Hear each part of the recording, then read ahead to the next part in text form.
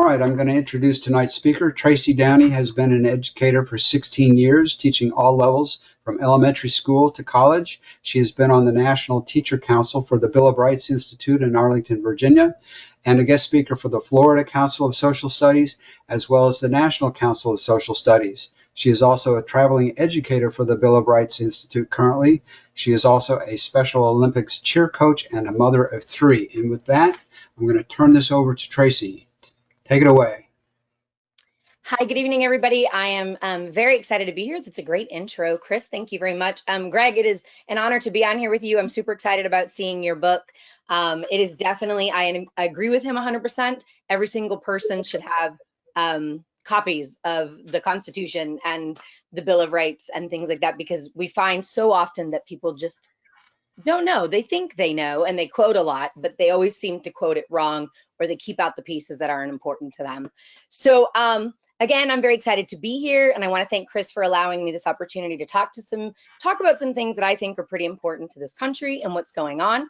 I also want to thank all of you for logging on tonight and giving your own time and being a part of this discussion. Like Chris said, I definitely want to have a dialogue. That's why I asked him to send out some of those documents, because they're important and they're really key to some things that we don't really know about as far as being a republic versus a democracy. Why are we that? And to have that discussion about how can we get involved. One of the documents I sent you is probably my favorite one, which is if you read it, did everybody see the letter to Gerald Ford? It's the 3rd grader who voiced their opinion and petitioned to their president just to let him know that they weren't really sure. They were half and half about whether or not he should have pardoned Nixon. And I think that's so great to see that even a young student can have that opinion. So when I tell you that hours after hours every day when I'm teaching in school, I teach 11th graders, and I teach from 11th grade, 12th grade, and I teach college. That document, that's my favorite document ever. I think you are half right and half wrong. But he's a 3rd grader. And I think to petition your president to have an opinion, I think is really important. And I don't know that a lot of people are doing that. I know a lot of teachers today are very scared to even touch any type of political stuff, because they're just fearful that something will come back at them. But what I'm seeing in classrooms today that's affecting everyone is these students tell me day in and day out that they get their facts from TikTok, or that they get them from Instagram, and that this is what forms their opinion. And when I ask them why, they say, well, because it's on TikTok, and I don't really know it very well, but it's on the For Me page, which means it's really popular and everyone sees it. And so today in the discussion, I asked everybody a question. I said, okay, so is voting a right, a responsibility, or a privilege? And one of my students said, well, I'm ready to answer this because I watched a lot of videos on it. And I said, okay, what do you mean by that? And he pulled up his phone and showed me, get ready for this, that he spent 72 hours on TikTok last week. That's 3 whole days to form his opinion for this question. So I'm going to ask you all that question too. Is voting a right, a responsibility, or a privilege? We'll open the floor so you guys can have that thought with us. Nobody has a thought? I'll be the first one. I'll break the ice. It's all of those. It is a right, but certainly, like many of our rights, poor decisions, poor behavior can take that away from you, if you will. But it's also a responsibility. I think where we fall short is understanding that the responsibility doesn't end at the ballot box. Our responsibility is much broader than that. And our responsibility in particular, it comes, I maybe said that backwards. Rather than saying it ends at the ballot box, it doesn't start there either. It starts beforehand, being prepared to go in and know how you're voting, who you're voting for, rather than voting for a letter that happens to be at the end of somebody's name. At least that's my position on it. Very nice. Anyone else? No? Go ahead, Julie. I think I have to agree as well. Really, all 3. I actually just worked the polls, and it was interesting that when we pulled out some of the ballots So if there's an anomaly or something that your ballot sees that might trigger it as something that someone wrote in, it actually goes into like a separate pouch inside of the tabulator. And so at the end of the night, we have to pull out that pouch and take a look at it and see, were there any write-ins, and how many would each write-in have gotten. And so there's certain things that will trigger the tabulator to put the ballots in there. And I think one of the biggest things that I saw that night was that people knew kind of the big three that they wanted to vote for. So here in Michigan, it was the governor, the secretary of state, the attorney general, the big three, and then of course we had three proposals. So those were really a big deal. But then when it got down to who am I going to elect for my state board of education, or who am I going to vote for my Supreme Court, a bunch of people actually didn't know that they could have just left them blank and that the computer still would have counted them. But then in addition to that, so what they did was they just voted a blank circle. So there were blank circles with no names next to them. But it saddened me to know that those people might have thought they might have taken a few minutes to know what they were going to vote on the proposals or the three big votes, but didn't take any time to think about these super important things like who are we going to put on our state Supreme Court, or who we were going to put on our state board of education. So that was frustrating to me that they hadn't taken the time to do that. Thank you. Well, and I know that some of my students for the first time got to vote. One of my students was like, I didn't know who to vote for, so I wrote in Kanye. I'm like, Oh no. okay, So great. Like, I'm glad you did the process, but no, go ahead, Greg.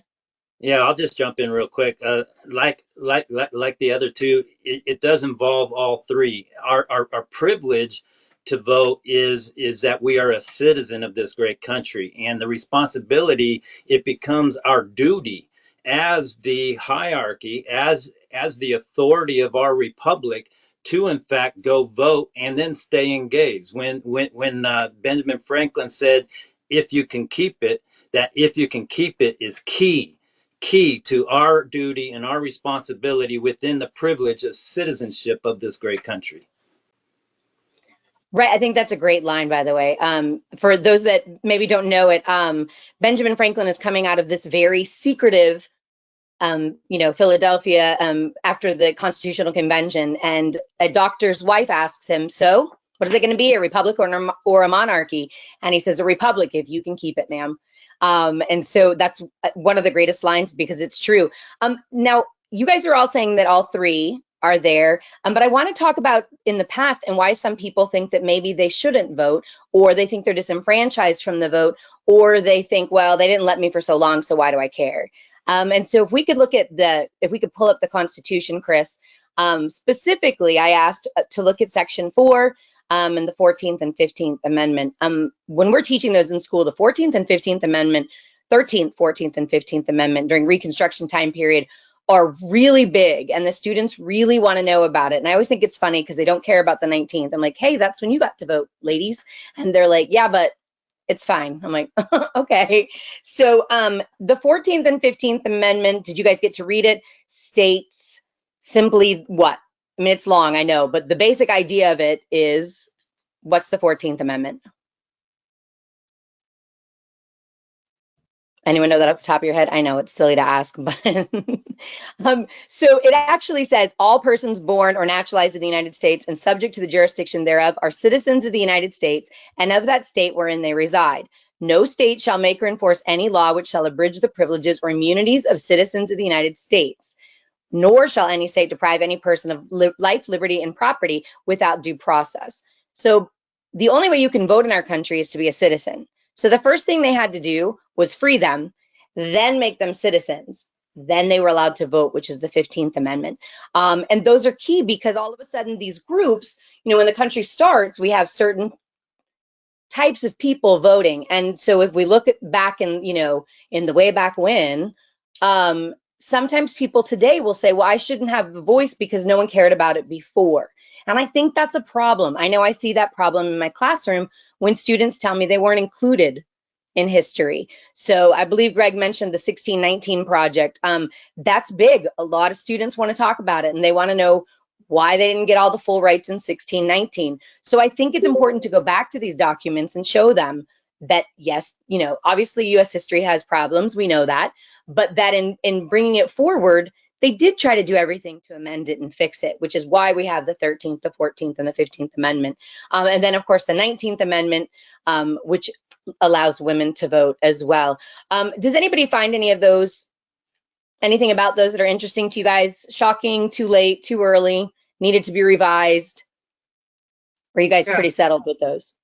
if I can speak up here, a point Yeah. to be made to your students is that the franchise, when it was limited and most severely limited in the United States, was the greatest franchise that existed on the planet of Earth ever.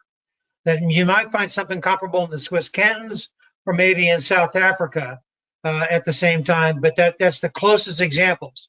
That the expansion of the franchise, as limited as it was the greatest that had ever been, and since then it's grown. Well said. Brenda, did you want to say something? Yes.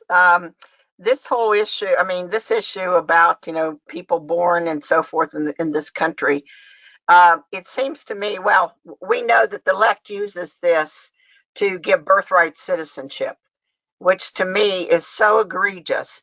Because if you're a citizen of another nation, and you're here in an illegal status, how is it that you're given citizenship? When you've invaded our country, disrespected our sovereignty, violated every, thing that we stand for, and yet you're granted this wonderful gift, or your child is, of citizenship. And we know because the child gets the citizenship that the parent, the mother, generally speaking, is never going to be sent back, or deported from this country. And that's another whole issue. But it doesn't. It seems to me like that if you're a citizen of another nation and you're in our country illegally, that this is a big problem. Would you, with your knowledge and background, comment on that?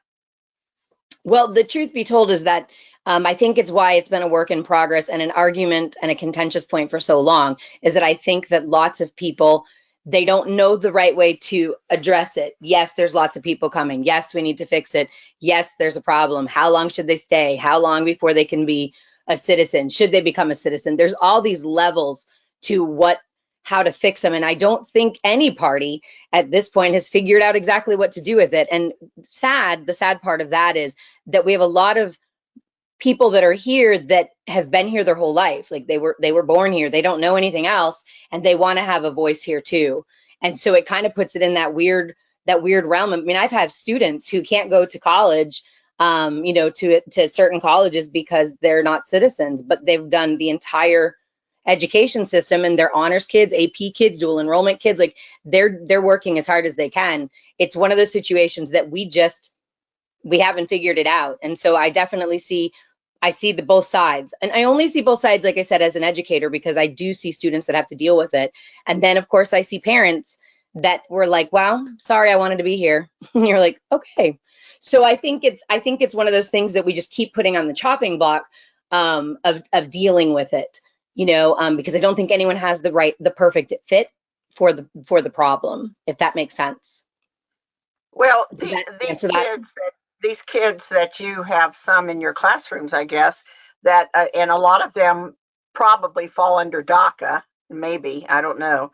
But it's like, in my mind, it's like because their parents came here illegally, and yes, maybe they were brought here as children and had no say in it, but so many of them feel entitled for American citizenship. And to me, the fact that they got a free education and probably free health care and many other government subsidies, to me, this is an egregious thing. And they've stolen from us, the people, the American people, So it's really a thing for me. I have an easy answer for it, but of course, no one wants to do it. I think they should all be deported. I don't care how long they've been here, because they didn't have enough respect for our nation. If they've been here 30 years and they're in their 40s or whatever, They didn't have enough respect for our country and our laws to do something about their illegal status. Okay. And again, comes because of the entitlement that they feel, and because the Democrats have told them, that they belong here, and the Republicans have just gone along with it. So, and also part of this, I think, Tracy, with all these illegals that have come in the last 2 years under Biden, close to 5 million people. I mean, that's 2.5 times my state, the state of West Virginia, the population. Nobody ever talks about how they're going to be sent home. Maybe they send a handful home, but you're talking about 5 million people that have entered our country and really they've invaded it is what they've done. Can I Well, and I comment? hear, yes, of course. Go ahead. I think currently, and also at the time the Constitution was written, if you were visiting the country legally, if you were a diplomat or someone from another country and gave birth here, it was understood, and still is, that that child is not an American citizen. So somehow that was reconciled, for people that are on the up and up. So I don't understand why the same premise can't be applied to illegals. Well, and again, I would say that it's a point that, I hear it on all sides of how people think they should rectify the immigration laws and the immigration system. And I can only speak to what I've experienced, which is I've had students who didn't even know. They assumed their parents were supposed to be here. They assumed their parents were here legally. And then they go to fill out forms for FAFSA and things like that. And then they're told, I'm sorry, you don't qualify. You're not a citizen. And these kids are devastated, and it's not their fault. So I can only speak to them. I can't speak for, I know there's tons of people, and I know that this is a big problem. And you are correct, Janice, that, it was, but the other thing is, if our military people have children overseas, they actually have dual citizenship. So when my sons were born, they had citizenship in Germany and America until they were 18. And then, of course, they just stayed with the American one. They never went back to Germany. But so I do think initially people's intentions was, well, if you have a diplomat or you have somebody overseas, they'll either one, have dual citizenship, or their citizenship belongs to wherever they were born from. And no, I don't. I actually would have to look that up. I do not know when that changed. So, but then you're right. There are people that definitely are here and they want to have a voice too. And then the question becomes, well, what do we do? Do we allow people to have that vote? Are they allowed to, be a part of it? Because I have students, like I said, and parents and people that are in our community, even like in the different things that we've had activist meetings and things, people go that don't get to vote, but they still want their voices heard in the meetings and things. So it's an awful thing to say, but it's like, we just have to keep putting a pin in it until somebody figures it out. The Supreme Court has a few doctrines and things that they can do when it comes to deciding to take cases. And one of their big things that they can do is they can punt it. They can literally be like, we're not going to touch that. So I think that's why we see a lot of that. They did address an issue today in the Supreme Court. I believe it was today or yesterday. My days are getting confused. Didn't they just say something today about not holding Title 42, I believe? That might have been yesterday. So I do think that they occasionally will step in, but on this particular issue, they haven't. They keep pushing it off. Chris, did you want to say something? I did. I think, and this is my opinion. I live in Texas, or sometimes it feels more like North Mexico. That said, when Rutherford B. Hayes was sworn into office in his inaugural address, he said, "He serves his party best who serves his country best." The antithesis to that statement, or what's not stated there is, if you serve the party, the country will suffer. If you serve the country, the party will prosper. And I think very often what we're seeing is we're not seeing results. We're not seeing these situations that arise specific to the conversation right now, even rectified, because bills are drafted with the intent of earning votes rather than with the intent of doing that which is right and proper. And I think we see that on both sides. Certainly, I'm of the opinion that one side is far more egregious in how they address that. But at the end of the day, when you have bills that are The term we often hear is comprehensive, which to me means bloated, massive bills that try to address everything to make everybody happy and not really fix a problem. Rather than we have problem X, let's address that side of it. Okay, now that we've addressed this piece of it, now we can move on to problem Y. Once we address that, kudos, congrats, Congress, you did something without screwing up. Now let's move on to problem Z. Rather than these wholesale pieces of legislation, which tend to be really designed to appease a voter base rather than designed to fix a problem. And I think in particular, when we talk about some of the really hot button issues, immigration being one of them, that's where we see that. Healthcare being one of them, that's where we see that. And across the board, what ends up happening is we end up serving parties. And when I say we, I mean our representatives often end up serving parties rather than serving principles. I have something.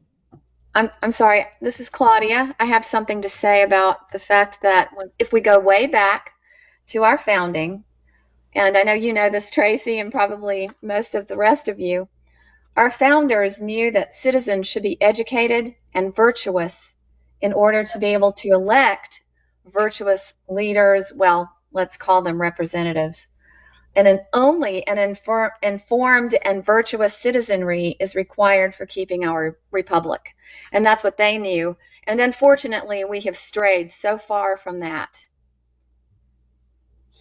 And I think that's a great point. And you guys actually set my section up really perfectly. So Thomas Jefferson, in the letter to William Charles Jarvis that I had said for you guys to read, he specifically speaks to that, Claudia. He says that at the very end, Thomas Jefferson says, "I know no safe depository for the ultimate powers of the society but the people themselves. And if we think them not enlightened enough to exercise their control with a wholesome discretion, the remedy is not to take it from them, but to inform their discretion by education. This is the true corrective of abuses of constitutional power." It's that last paragraph at the bottom. And I think that says so much. Everything that I have looked up, everything that I have, discussed or written about, or even with my students, is about what the founding wanted. The founding fathers did not want a monarchy, and they didn't want a democracy either. They wanted a republic. They had done a lot of research on, the different forms of government. They'd researched the Romans, they'd researched the Greeks, the Byzantine Empire, the Justinian codes. They did all of this research to make sure that they were putting in this world this government in America that would stand the test of time and would stand out among all other governments. And it's amazing to me and profound. And I always tell my students this. I'm like, think about it this way. Our government, whether you want to complain about it or not, because they tend to complain about it, if you want to complain about it or not, has withstood more things than other countries. We're still standing. And even though I listen to people say, well, this president's so bad and this president's so good, this president and this, at the end of the day, we're still here and we're still doing it, right? And I think a lot of that is because of our principles and our virtues, which is, what Claudia mentioned. A lot of our founding fathers wanted to focus on those things. So by definition, does anyone, I feel like I'm asking a weird question, but does anybody know how to define virtue or principles, and what, as far as in regards to the government? Well, and the founders obviously based the foundation and the design of our government around biblical principles, and they knew that people needed to have those in their lives in order to keep our republic. And they just right. That's the founding. So, I mean, it's just so very sad to see what has happened, but I agree with you, but I think even even just civil discourse now is so hard to have it. Like it's very nice to be and listen to like-minded people and have thoughts and be able to discuss things. In my family, we're all pretty much the same. We all have the same belief systems, so we can discuss and we don't necessarily argue with each other. But we definitely have some in our family who are very different in their views. And we like to call somebody in my family a lava lamp because he just flows with it. Like everything is, that's popular. But we can have a civil discourse. and I can go into my classroom, and it's required to have a civil discourse because they obviously they're not allowed to yell at each other. But it's interesting to hear people try to dialogue with these different things. And if we talk about the founding, and I say to them, look, the founding fathers were virtuous men, and they were steadfast in religion, Puritan time period. Like, I mean, this isn't just something they pulled out of a hat and created. And even looking at the natural rights, the foundation of natural rights, the inalienable rights, those principles are really high level and something that our government was founded on and thought was important. So, Julie, did you have a question or a thought? I saw you turn on your camera. No? Okay. Tracey, I do real quick. Yeah. From that exact same letter, it says, and I'd like to speak on this a little bit, because this is exactly when I read this letter, I was like, outstanding. But towards the bottom as well, right after, I believe, where you read, it says, the remedy is not to take it from them, talking about the control, but to inform their discretion by education. This is the true corrective of abuses of constitutional power. That is so great. I swear to God, I want to make a T-shirt with that little part on there from Thomas Jefferson. Outstanding. Yeah, it's interesting. Well, and he was a scholar himself. Like, he was always a student. I mean, he's fascinating. I mean, I love the fact that, he listens, he took Montesquieu, and, he took Locke and all these people, but then he denied using some of them just because he was like, well, I don't want to admit it because I want you to think it's my idea. And he was really down to earth in that vein. But yeah, he truly believed that the only way to get the American citizens to save the republic they were given was by educating them. And that really brings up some tough topics for people, because we have people in our country, I know that you probably heard this word, it's indoctrination, who specifically say certain things. And I mean, even teachers that I work with won't teach certain things. They're just like, I'm not going to teach it. It's hard. But when you come into certain classrooms, like, I actually have some students on here tonight, and they can vouch for this. When you come into my room, you have to see both sides. It doesn't matter. I mean, you can have an opinion, but you have to see both sides. We have to play devil's advocate so we can understand, because that's the way they learn. And primary documents and things like that, to just tell them, a lot of kids just think, well, I was told to do the Pledge of Allegiance, so it means nothing to me, and it's also interesting, anybody that has military families, they have a strong, or a deeper, I guess is the good word, a deeper pride of nationalism and stuff like that, and education is valuable to them and things like that. Whereas you see others who it hasn't been around. They haven't been enlightened, as Thomas Jefferson would say. So, yes, the founders were very much into educating people and having everyone involved. They were all about, I guess the best word to say would be activism and voting and things like that. So does that answer that, or do you want me to keep going on it? No, that's perfect. And in fact, I know a great book that would aid that. Yeah, really. Plug, say it. Say the title again. Continue the Mission, a We the People's Handbook, revised edition. Perfect. Done. Everybody go get that. Yes, Jeremiah, do you want to say something? Yeah, I had a comment. You asked about what is virtue, right? I thought that was an interesting question, because I feel like in this day and age, it's changed. So I would say, what is virtue? Virtue is what is virtuous, right? So unfortunately, we've got a shifting definition of what's virtuous. And so someone like you or someone like me might have an idea of what a certain virtue is: being loyal, or being humble, being moral, right, according to certain standards. But unfortunately, today it's shifted to the point where what is virtuous to one group of Americans is not virtuous to another. And I think that's kind of just telling as far as where our nation's gone away from its foundation. Obviously, when we look at the founders of America, they had a certain Judeo-Christian ethic that they based their morals on, and that's where their virtues came from. One author said the two gifts that Washington gave to America, one was time, and the other one was an example of virtuous character. And I totally agree with that. But it's difficult when you look at today's society, because different things are considered virtues, like diversity, equality, all these different doctrines that have been taught. There are certain moralistic things about diversity. That's great. I love diversity of ideas, but I don't think it's virtuous to judge somebody or look at somebody because of the color of their skin, or because of identity politics, or social justice, which is many things that are being considered virtuous in today's society. So it was a very interesting question you asked, but I think the answer depends on who you talk to today, which is unfortunate because we strayed so far from our moral foundations. But I think that's brilliantly said. I do, because, I know, I mean, and I don't know, I'm just going to say I'm old and I know that. When I was a student, when I was a kid, there were certain things that were done in our world, certain ways we dressed when we went to school, certain behaviors. I mean, just simple things that my students they don't have that same kind of concept. Like, I ask them, how many of you eat dinner with your families at night? Do you know, out of all my students, and I have 212 students this semester, and out of the 212, I had six say they eat with their families.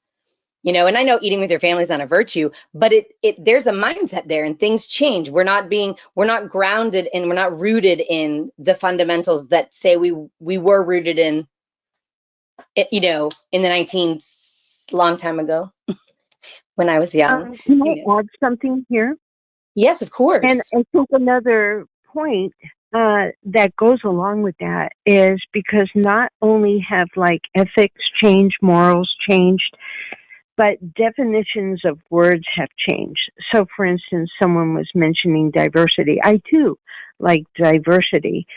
I think the problem with a lot of the definitions that we're seeing in our news media and in what they're trying to inculcate the public with is the definitions. What does diverse really mean?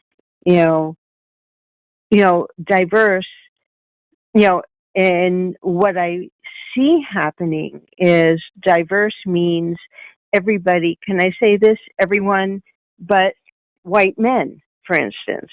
That's not diverse. That's excluding, that's exclusion. And so the way that they're trying to promote and get power is by taking words that in essence have a good meaning, which is the way that if the true meaning, the genuine original meaning of it were put forth, we would really have a society where everyone really was included. But they're twisting the meaning of it in a power play, really is what it is. Critical race theory and the diversity, social justice, and inclusion are just power plays to get power, and they really exclude a lot of people.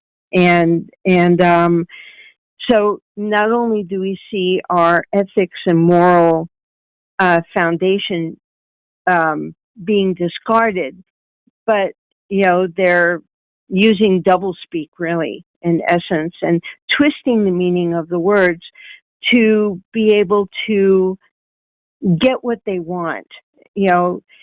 Our nation was founded on reason, and they're not reasoning anymore. They twist the meanings and they'll say whatever they want just to get, I'm talking about the left, just to get what they want. And so the meanings of the words, the meanings of everything are being changed by the media to get the power that they want. Well said. And to step to that too, that's also assuming that the people that everybody wants to hear. Sometimes when we talk, or sometimes when we look at history, people, they don't care. I ask, I'm not every year, how many of you like history? And I'm hard pressed to get, a handful. And then as we go through the year, they'll learn things about history. And it's really neat to see them kind of go, oh, I never realized that. Oh, I didn't know that happened.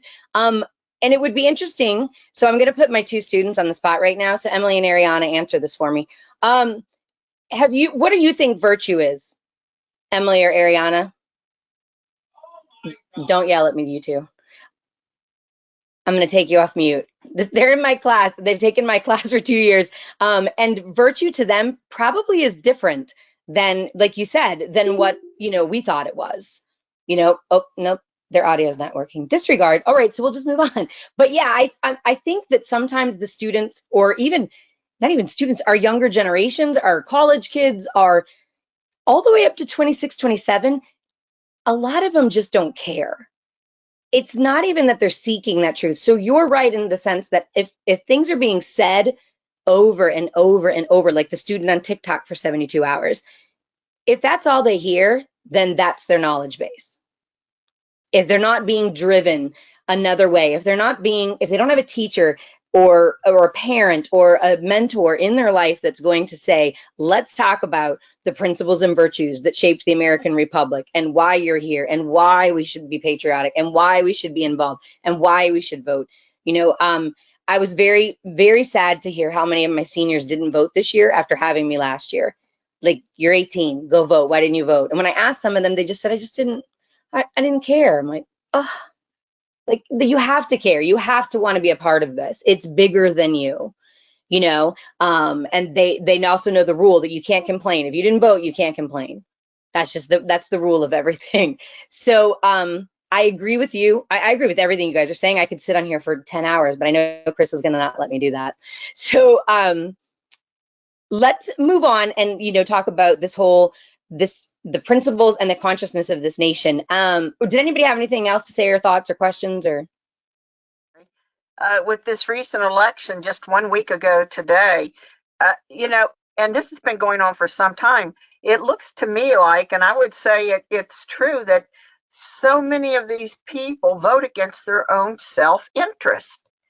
Take Pennsylvania and New York. There's been a lot of talk about the high rising crime rates in those two states, and yet they vote for a man, Fetterman, in the Senate, who wants to release a third of the prisoners. It's so incongruous. It's so almost like a form of insanity, that people vote against their own self-interest like that. Yeah. I was in Michigan last week actually doing a seminar, and it was the first time that the teachers in Detroit had been allowed to have a professional development. And it was very interesting to hear what they had to say about what they were allowed to do, what they couldn't do, how it was to be locked up. And it was because they asked me, where are you from? How is your COVID situation? I was like, I'm from Florida. So it's very different than yours, because when we first got there, all the teachers were walking in with masks on. And then they saw me and they were like, are you okay if we don't wear a mask? I'm like, yes, it's fine. But you can if you want to. But it was interesting to hear how they all wanted something different. They were all excited about the election. They were going to vote different. They wanted it to change. And then it went the opposite way. And it was like, wow, I don't know what happened. There were only 50 of them in the room, and I don't think 50 makes a difference in a vote. But I think it's interesting, like you said, that then they told us they didn't even let me go out of the hotel by myself. I wanted to go to the Motown Museum, and they were like, no, not in Detroit by yourself. And I said, well, why not? And they were like, because it's a really bad area. The crime is really bad. And then so I agree with you on that. The question then becomes, why did things happen? Why did you vote that way? But I can tell you that there's a lot of people that didn't vote. We didn't have we had the second largest turnout for midterms in 30 years. So that's good, but it's still really low. And so if people aren't having their voices heard, then it doesn't matter in the end. Tracy, real quick, Emily did respond. Apparently her audio is not working, but she typed a message that states, virtue is more so the character of people, no? ? Like everyone's individual virtues. So I figured I would let you know that she had responded to the request. You won't fail my class now. Yeah. So that's her definition, and Emily, you're 17, I believe, right? 17? Oh, whoa. 17. And so and I would think that that's pretty close, but I've also can tell you that I found a really interesting correlation in education, that my students that are in my dual enrollment classes, the AP classes, the higher classes, they come from a really strict background. I know that both of the ladies on here come from very strict parents. We eat together, we do stuff together. And I see that being a huge change in society too. kids that are maybe not, and this is not everyone, so I'm not putting a blanket statement out, but students that are surrounded by what I would say how I was raised, they're very much more civic minded and know they're with it. They know what's going on. Whereas other students that maybe have to work 100 hours, a week to help their family, or they don't see their parents because their parents are working, or education doesn't matter to them, so they're absent a lot. Those students don't tend to care necessarily about what's going on in the government and the politics and things like that. They don't feel like their voice is heard anyway. A lot of them will tell you that, it doesn't matter if I vote. It doesn't matter because it won't count anyway. So anyone want to add on to So that? Just one point. I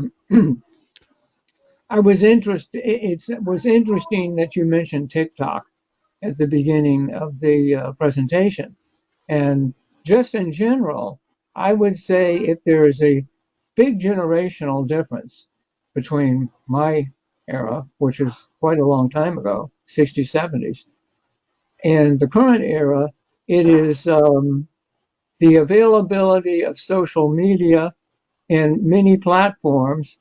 And with that, the undercutting of, I think, if you study Jefferson, he didn't get that way. And I think he speaks of this overnight, that there was time for introspection. And I don't see that. And my gym is one of my big reference points for the younger generations. And they're nice people. So that's not the issue. But in terms of finding of the 20, 30, 40, even 50 somethings who have developed a sense of, let's say, growing in conscience, that's really what we need. And I think that's what we're talking about. But if that is not there, and it sort of, how would you put it? It begins to fade out as they grow in years. What is to replace it? What is there that will lead them to these higher virtues and values that led Jefferson and the others to write the documents they did? Much less understand or even care. So it seems more like the modern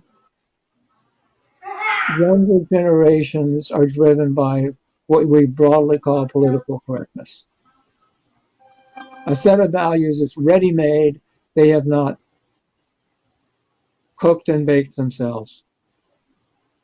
Well, and they don't have the ability, right? Yeah, exactly. Like you said, they don't have the ability, and even some adults don't have the ability to sit and just, I say be one with yourself. Just sit and think and read books. And I mean, it's like pulling teeth sometimes to get people to read books. And that's how we educate ourselves. Because if you're going to use resources, say social media or anything like that, then you have to be willing to look at multiple resources. You can't watch one thing and take that and be like, that's it. That's the whole, that's everything. You have to say, well, if this one's saying this, then what is this one saying? And I don't think that everybody really necessarily has the wherewithal to do that. Well, I'll just finish. I'm saying the same thing as I began with. One of my barometers on the world is my gym. And like I said, nice people, but 70–80% of them are talking to no one. They're on their phones, even if they're on their treadmill or they're lifting weights. Wow. Right. No, I mean, there's just, I get it. Walk down the halls of any high school right now and no one's looking up. No one's saying hello. They just, it's crazy. It's like there's nobody else in the world except for them. And where does that get us? If we go back and look at all these things, how do we educate people? How do we make a virtuous society? How do we keep principles alive if everyone's in their own bubble? Right. My daughter has 4 sons. The oldest is in the 6th grade, and she's already thought all this through. The oldest has a watch that it's interactive, so it can connect with my daughter's smartphone. But that's its security. But as far as him having a smartphone at age 13, it's not going to happen. There'll be steps leading up to that, but he will have matured by the time he gets to that point. And I don't see that. happening. Maybe No, Three and minutes. and I 3 think, minutes. yes, I think a lot of people give their, as far as the safety concerns in our country are different. I loved listening to my grandparents who would always give us speeches about, well, we kept our doors unlocked in Brooklyn, and, we hung out with each other and would, play Ring Alivio on the street with all the kids. And then when I was growing up, I mean, my cousins and I would play out in the street for hours when we were together. It didn't matter. No one thought anything of it, but we did lock our doors. But now my child, I'm sorry, where do you want to go? You want to go down to the clubhouse, which is a half a mile away? You need your cell phone. Like, I need to know that you're okay. I need you to be able to contact me. And sometimes I think it's kind of funny because it wasn't, before my parents, when I heard my dad's whistle, you had to come home, but her, absolutely not. So I do think that, yeah, we've changed as far as like being in our world and things like that. And I think that that's part of the problem and why it's so important to get people involved. We have to figure out a way to do that. Well, our perception is skewed. How we perceive the world around us is skewed because of the 24-hour news cycle, the constant access to media, but then expand that into social media and those things. Tracey, as you know, my role is predominantly in response to catastrophic events, active shooter, terrorism types of events. People are shocked when I say there are less school shootings today than there were in the 90s by a substantial margin. And people go, no, there's no way. No, they're substantially less. Now, the types of shootings, and I hate to be so macabre with my terminology, but the body count, if you will, certainly very different per incident. But the big difference is just that we are aware. We are far more aware, and that skews the way that we see things. In the reality, we've had one is too many. And this is all that I do. One is absolutely too many, but I will tell you, even now since the year 2000, I think we've had somewhere around 729. I may be off on my numbers. It's been a little bit since I've looked. There's 330 million Americans. 729, and again, I'm in Texas. This is very probative right now, and has been for the last year. But that's a relatively small number. But we're all concerned about it. We're all concerned about that specific thing because it's being presented. Now we're seeing it. And every time there's a problem, we see it. And so what's happened is, myself included, even knowing the numbers, because it has such a profound effect on how we perceive what's going on around us, I'm very concerned about having my kids walk down half a mile to the clubhouse, unless that they have their cell phone and are, in concealed carrying at 13. I jest. Kids don't carry in Texas till they're 15. But it certainly impacts how we perceive what's going on around us, and that impacts our behavior. Tracey, we're at the end of the hour. Any words to close us out? Well, I mean, I think that truly I probably had a million more things to say. This is a dialogue that can go on for, forever until we feel like we're confident and have people helping and being part of the change. I do think that, I mean, I could be wrong, Chris, you could speak to this. I think we're going to try to redo or keep going with this program and this idea. Yes. Yes. Tracey and I are going to put our heads together to see what we covered tonight, see what's left in her outline. There are some things that I want to cover. Perhaps Greg Cummings has some ideas to bring to the table. So this will be an occasional series of webinars, as long as Tracey wants to keep doing them. I would be glad to. With that, I think we'll close it out because I know we've come up on the hour. I want to thank everybody for being here. I learned a lot both from our presenter and from the participants. So we'll see you again. Thanks so much. Bye, everybody.